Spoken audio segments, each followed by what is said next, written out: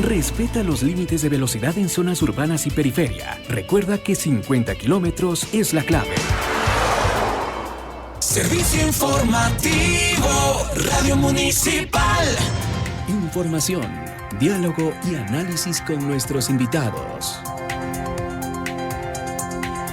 Son las 7 de la mañana con 21 minutos. Muchas personas se preguntarán cuáles son las proyecciones para este 2025 en el ámbito de la construcción. Para eso está con nosotros Gandhi Burbano, director ejecutivo de Constructores Positivos, con quien haremos este análisis para el 2025. Gandhi, bienvenido a este espacio. Les saluda Daniela Ruiz, Estefanía Santillán. Un excelente inicio de año. Mucho gusto. Muchas gracias por la invitación. Estamos. Gandhi, coméntenos cuáles son estas miras que ustedes tienen en el tema del sector constructivo. Se habla ya en el tema económico de una decreción económica.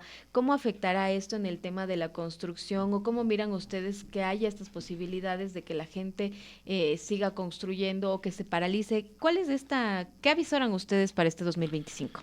Bueno, primero creo que es importante resaltar la proactividad o la gana que tiene el sector de la construcción por seguir trabajando, por el país, por seguir trabajando para desarrollar una actividad que en realidad es la mayor encadenadora de valor.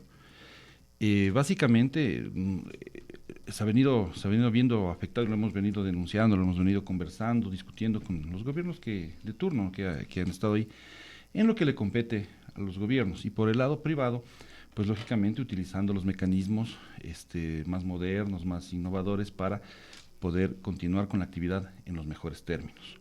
Pero aquí yo quisiera referirme un poco a hacer como antecedente o como un principal elemento. Tengo algunas cifras que me parece que son claves para que se entienda cuál es la importancia del sector inmobiliario y de la construcción per se, ¿no? Primero, mire, se generan 500,000 empleos directos. Esto es lo que normalmente está funcionando, ¿no? Esto significa que se generan aproximadamente 1.5 millones de empleos indirectos, porque esa es la relación, ¿no? El 82% de los trabajadores del sector no han culminado su educación media. Es decir, que este sector pues acoge a una gran cantidad de ciudadanos para que puedan ejercer su actividad y ganar su sustento diario, ¿no? Un tema para Quito, ¿no? En Quito la construcción es el 12%, o sea, representa el 12%, es la principal fuente de empleo, ¿sí? Menos de 40,000 viviendas formales son construidas al año, ¿no? 110,000 nuevos hogares se generan al año también. Pero ahí está entre formal e informal. Las 40,000 viviendas son formales, o sea, se dice que el 70% de la construcción es informal. Solamente 40,000 son formales, el resto son informales. O sea, ahí hay un trabajo muy complejo que hay que desarrollar. Se generan 110,000 nuevos hogares en el Ecuador, ¿ya? Pero hay un déficit habitacional de 600,000 unidades en términos cuantitativos y 1.5 en términos cualitativos, es decir, viviendas que se puedan reconstruir, acomodar, refaccionar, etcétera, ¿no? Un tema muy interesante, un indicador que se lo ha destacado, es que se genera un puesto de trabajo directo por cada 40 metros de construcción y un puesto de trabajo indirecto por cada 20 metros cuadrados de construcción durante 18 meses. Es decir, todo esto lo que les trato de decir es que la potencia que tiene el sector de la construcción vale para que todo gobierno, todo gobernante pueda impulsar o lo deba promover. Y hacemos un llamado en ese sentido, ahora que estamos en esta época electoral, a que las opciones que vayan a terciar en estas elecciones, pues tomen en serio y consideración estos factores, porque el país lo que necesita en este momento es fuentes de trabajo. Y solamente un dato adicional. Ahora, la construcción se divide en dos grandes segmentos.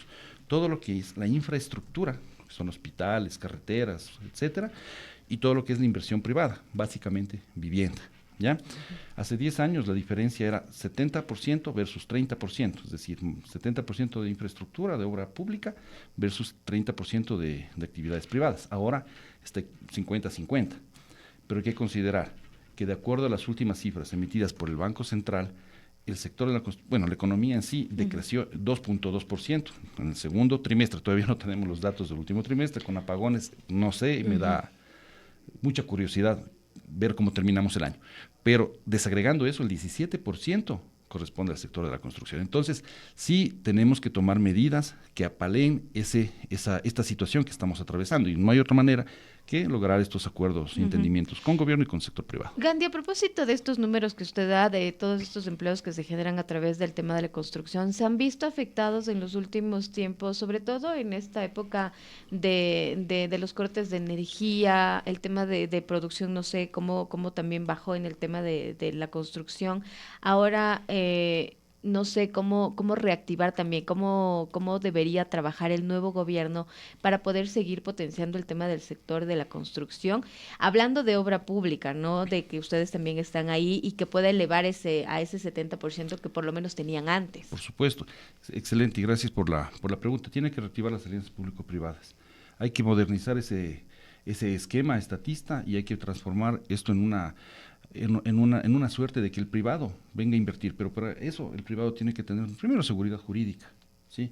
Debe tener incentivos, motivaciones para venir acá y decir, yo voy a invertir mi riesgo o voy a arriesgar mis recursos para desarrollar una obra emblemática, ¿no? Obras que sean en realidad muy, muy potentes, pero necesito la certeza de que mañana no va a venir un nuevo gobernante y me va a parar la obra, o mañana va a venir una nueva oleada de alguna inestabilidad política o social que me va a estallar en un problema. Eso tenemos que tratar de eliminar, tenemos que buscar los mecanismos para darle estabilidad.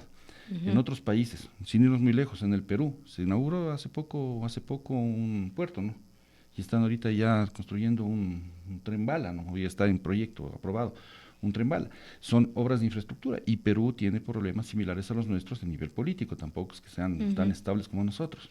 Sin embargo, esto estructuralmente, dentro de un Estado en el que sí promueve la inversión pública y la inversión privada, pues funciona. Es lo que nosotros tenemos que buscar, esas líneas básicas que a todos nos interesan. Gandhi, pero se habla mucho, ¿no? Por ejemplo, hablando del tema de contratación pública, es un tema engorroso que en muchos de los casos siempre se quejan, ¿no? El momento de poder hacer una contratación es un poco complejo porque tienen que seguir varios pasos, no sé, cambiar incluso la normativa para que pueda ser fácil y que ahí se genere esta seguridad jurídica que usted dice para que se puedan dar estas alianzas público-privadas. Por supuesto. Por un lado, hay que destacar, yo he visto con buenos ojos la actividad que desarrolla la Secretaría de Alianzas Público-Privadas. Hay una norma mucho más entendible, mucho más participativa, diría yo, y que de alguna manera le están promulgando, tanto a nivel de los públicos, a nivel de GATS básicamente, como del sector privado. Inclusive hubo una cumbre el año anterior muy importante, muy interesante, en donde se plantearon muchos millones, miles de millones, me parece que eran 3,000 millones en proyectos, no estoy seguro de la cifra, pero se plantearon temas muy interesantes. Pero claro, esto tiene que ir de la mano con la contratación pública, y ahí es en donde hacemos un llamado también a seguir trabajando. Hay que modernizar definitivamente esa norma, hay que cambiar, hay que evitar esos cuellos de botella y esos abusos que se cometen dentro de este esquema, porque es muy viciado, ¿no? Muy viciado. ¿Qué debería cambiar específicamente, Gandhi? Tiene que simplificarse primero los trámites, tiene que ser mucho más transparente la posibilidad de ser contratista del Estado. Hoy por hoy es muy, muy, muy complejo, hay mucho direccionamiento, hay muchas acciones que no promueven al empresario a que invierta en el sector público, que quiera trabajar con el sector público. Entonces eso va reduciendo cada vez la capacidad que tiene el mismo Estado para poder generar obra.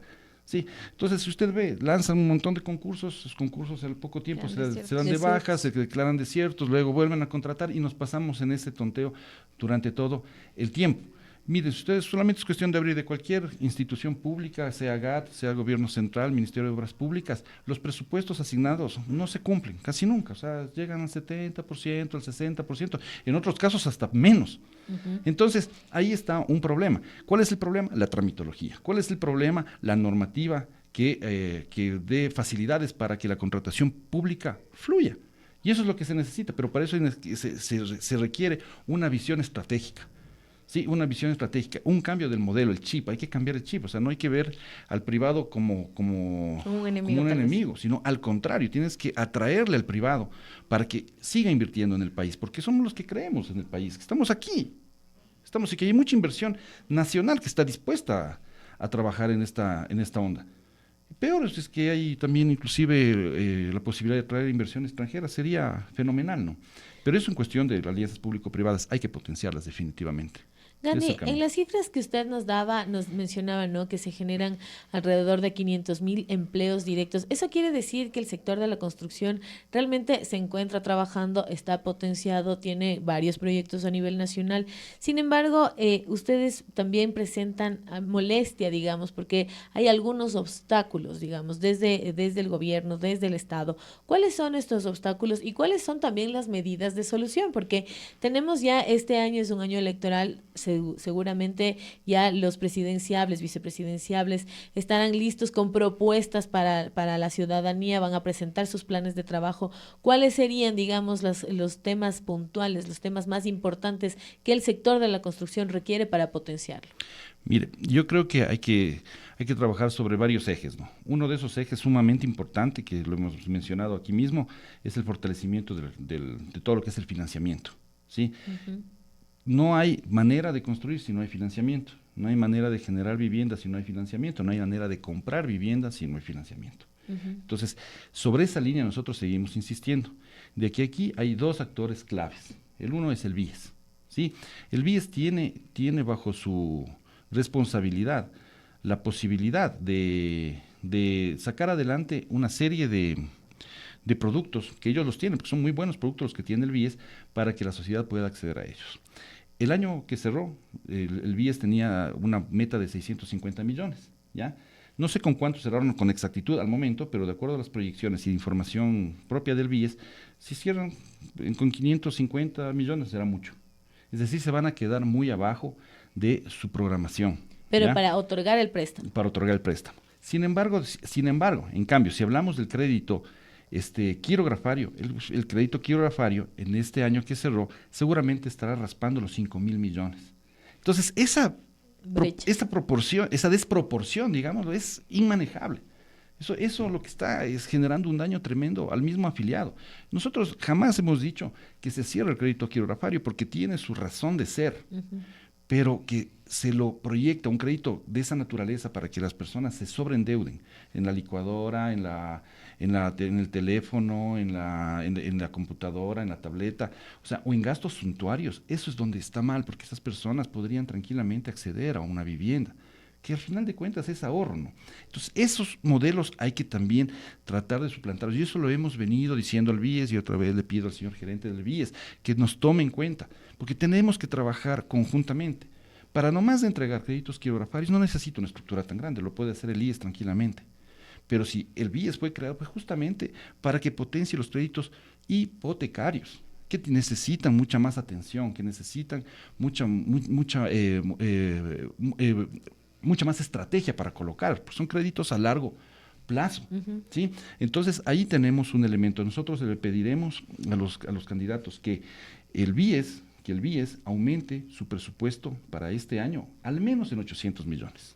Para crédito hipotecario. Para crédito hipotecario. Sí, para crédito hipotecario. ¿Cómo hacerlo?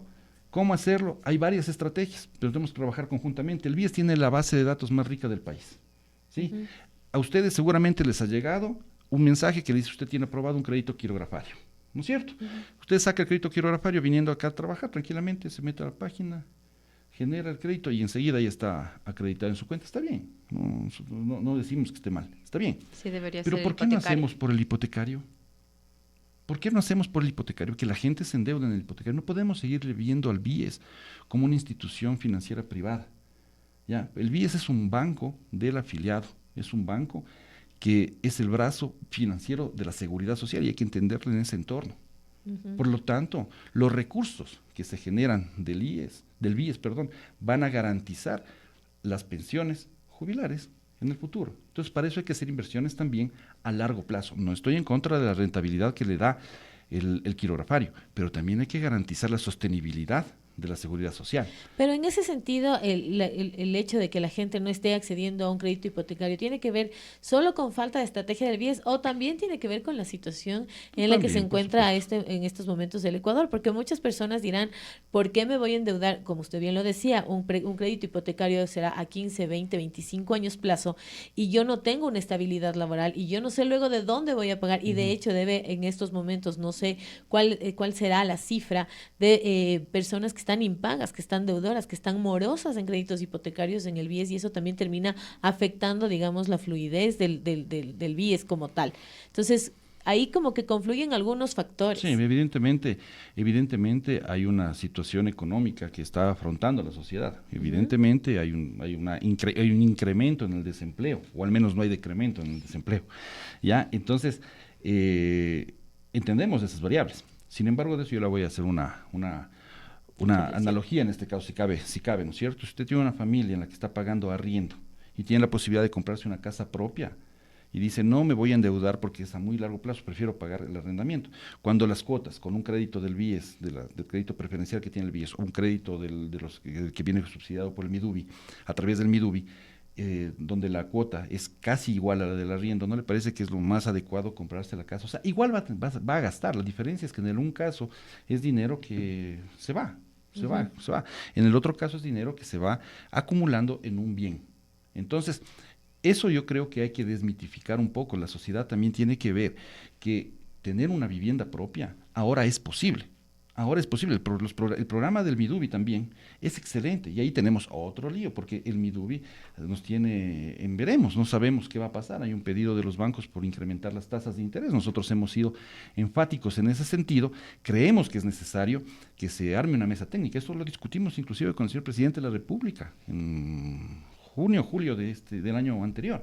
Lo discutimos y él aceptó y dispuso a sus ministros a que se reúna con nosotros y que hagamos esta mesa técnica para establecer cuál es la estructura financiera de este programa y entender el porqué de la posición de los bancos. Nosotros no decimos ni que deban ni que no deban subir, creemos que no. Creemos que hay otros mecanismos alternativos que se los ha dado, como incrementar el subsidio. Pero lo que sí es necesario es revertir esa contracción en los créditos. Y eso se lo hace con mucha certeza. Si es que hay certeza de que va a haber recursos para largo plazo, la gente también va a seguir invirtiendo. El empresario, un proyecto inmobiliario no es que lo construyo ahorita y lo vendo mañana. Un proyecto inmobiliario dura 2 años. O sea, tranquilamente. Entonces necesitamos tener la certeza de que va a haber recursos para entregar esos créditos hipotecarios a la sociedad y que yo pueda de esa manera recuperar lo que he invertido, ¿no es cierto? Entonces, de este fondo es importantísimo. del que usted nos hablaba, que decía que el fondo se está acabando. Se está agotando. Mire, para que tengan unos datos interesantes de este programa, ¿no? El monto nació más o menos con $480 millones en el 2019. Ojo, el programa VIP nació en el 2015. En el 2019 se lo reprogramó y se lo hizo de una manera mucho más estructural. Y se emitió en ese tiempo lo que se llamaba el bono social, que me pareció una cosa fabulosa, muy, muy buena. ¿Ya? Ha favorecido a más de 25,000 familias. ¿Ya? Se ha generado más de 1.500 millones en créditos BIS y VIP. 1.500 millones, ¿no? 1.300 ya están titularizados a través del mecanismo con el que funciona el subsidio, ya a la tasa de interés, porque la tasa es del 4.99, ¿no? Ya esa tasa es la que le permite sostener una cuota similar a la del arriendo, ¿ya?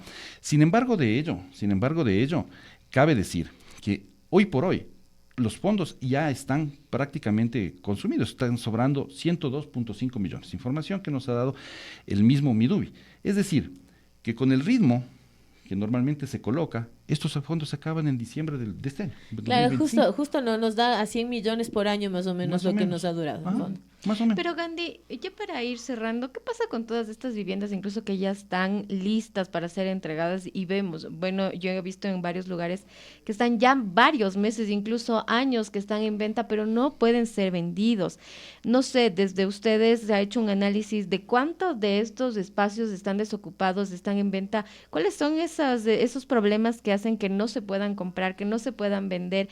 por ejemplo, muchas personas ahora dicen, yo no me quiero ir a un lugar tan lejano, sino que quiero estar como un poco más cerca para la ciudad, y eso también les dará a pensar a ustedes en construir lugares en donde sean asequibles, lugares que sean cercanos para la ciudadanía, que no sean tan caros y que puedan tener breve este préstamo y que puedan seguir vendiendo este tipo de Correcto, viviendas. ese es el otro eje sobre el que hay que trabajar. Hay que diseñar e implementar políticas públicas que sean integrales.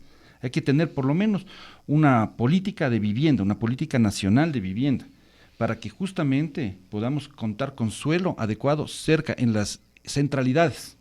Aquí en Quito, que es una ciudad tan larga, ¿no es cierto?, se está construyendo en los extramuros. Y la gente que adquiere normalmente esas viviendas son las personas de menores recursos, ¿no es cierto?, teniendo un metro que conecta, un metro que necesita mayor tráfico, mayor clientela, si cabe el término, está con 150,000 usuarios diarios y necesita 400,000, ¿no es cierto? ¿No le parece que se debería promover para construir vivienda de interés público o de vivienda de interés social en las inmediaciones del metro? ¿Es posible? Es posible, con una buena alianza, con una buena política, con una buena estructuración de programas basados en la construcción de vivienda en conjunto con la municipalidad, en el caso de Quito, y eso se lo puede replicar a nivel general, pero para eso se necesita impulsar también estas alianzas estratégicas, que se llama, que está dentro más o menos del mismo marco de las alianzas público-privadas, pero se destina más a la generación de vivienda. Entonces, la alianza estratégica, el municipio le va a decir, mira, yo quiero que construyas este tipo de casas, ¿ya? Tantas VIP, tantas BIS, de estas características, ¿ya? Y el constructor dice, ok, yo construyo de esta manera y me ato a estas condiciones. Por eso se llama venta condicionada, de lote, ¿no es cierto? Pero se necesita suelo que sea asequible, suelo más económico. ¿Usted sabe cuántos lotes tiene el municipio de Quito? ¿Cuántos lotes tiene el IES? Incluso acá en lugares aquí abajo, el edificio exactamente. que tenían que haber entregado ya. Mire lo que pasó, ahí eran 5 macrolotes, eran 5 proyectos. El uno está terminado y está votado. Eso es del IES. El IES elegido, del IES con el municipio. ¿Ya? Hay que resolver esas cosas coyunturales. Para eso se necesita decisión, se necesita fortalecer estas políticas públicas. Pero justo a eso, reiterando la pregunta que hacía Estefanía, porque claro, existen estos proyectos, de hecho hay un proyecto municipal que es súper importante, que tiene un muy buen precio, que está ubicado en el sur de la ciudad y que claro, lleva años ofertándose y la gente no está dispuesta todavía a adquirirlo. ¿Qué es lo que está sucediendo en ese sentido? ¿Por qué la gente no adquiere estas soluciones de vivienda que además entran dentro de estos programas, que además tienen facilidades de pago, que podrán sus cuotas ser del tamaño de la cuota de un arriendo? ¿Qué es lo que sucede en ese sentido? ¿Cuál es el fenómeno? Bueno, hay varias razones, pero yo voy a ir al tema más estructural, ¿ya?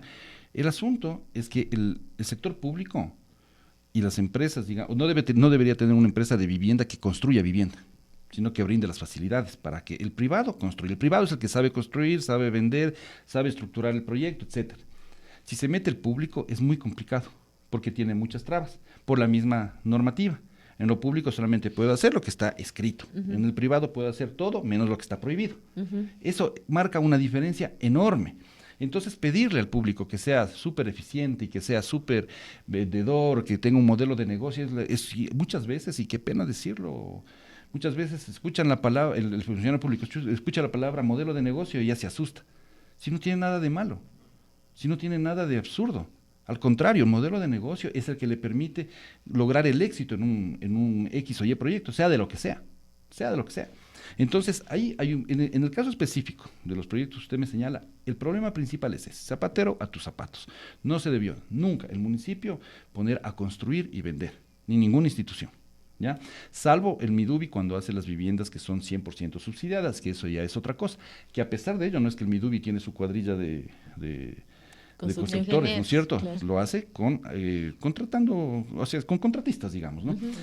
De esa manera funciona un poquito mejor, pero acá eso es el problema. Ahora, si a esto le sumamos la situación que conversamos, la situación económica, las personas no están calificando, porque hay contracción en el crédito, ¿ya? Porque hay sobreendeudamiento. ¿Y por qué se da la contracción? Aunque no me lo crean, muchas personas se endeudan en $50 porque necesitaban comprarse la licuadora y ya no califican para el crédito hipotecario. Son así de dramáticas las cosas. Y eso es una responsabilidad tremenda que deben tener las instituciones financieras que se dedican a entregar esto. Yo creo que los bancos privados han hecho un buen trabajo con la colocación del crédito BIS y BIP, pero si es necesario, de alguna manera, modificar, modernizar las metodologías crediticias con las que están calificando el sujeto de crédito, porque eso es digamos, es la clave del éxito en este momento. No le podemos seguir calificando un AAA a una persona que tiene todas las credenciales para adquirir una vivienda con holgura, a una persona que tiene un ingreso informal, por ejemplo, una persona informal. Toca evaluarle de otra manera. No es que no puedan pagar. Muchos de ellos pueden pagar, pero hay que ver qué metodología se utiliza para calificar a ese sujeto de crédito y que él pueda acceder a vivienda, ¿sí? Y hay que activar otros mecanismos adicionales. Hay que buscar la manera de promover que las personas puedan. Hay mecanismos, por ejemplo, de arrendamiento con opción a compra. Se puede potenciar. O sea, en el mercado inmobiliario hay un montón de alternativas. Y la ley, inclusive, mucha normativa, favorece para poder implementar este tipo de modelos. Así que trabajo hay un montón, pero sí necesitamos certezas, por un lado, de parte del Midubi, certeza de que si va a haber fondos, qué está haciendo por conseguir más recursos para el fideicomiso. Necesita al menos otros 500 millones más para dar certeza, para que duren otros 4 o 5 años. Necesitamos del BIES mayor capacidad de colocación, una línea estratégica. El BIES ya necesita tener una estructura estable. No puede seguirse cambiando gerente cada 6 meses. No puede. Necesita ya tener una estructura estable. Y así en el país. Y por el otro lado, la simplificación de los trámites y la generación de una política de vivienda muy fuerte, ¿sí? Muchísimas gracias, Gandhi, por acompañarnos esta mañana. Les agradezco a ustedes. Disculpen me pasé creo que en el tiempo. No, muchas gracias. Hemos dialogado con el director ejecutivo de Constructores Positivos, Gandhi Burbano, respecto a estas proyecciones de 2025 en el sector de la construcción a nivel nacional. Son las 7:47, vamos a una pausa. Un equipo de profesionales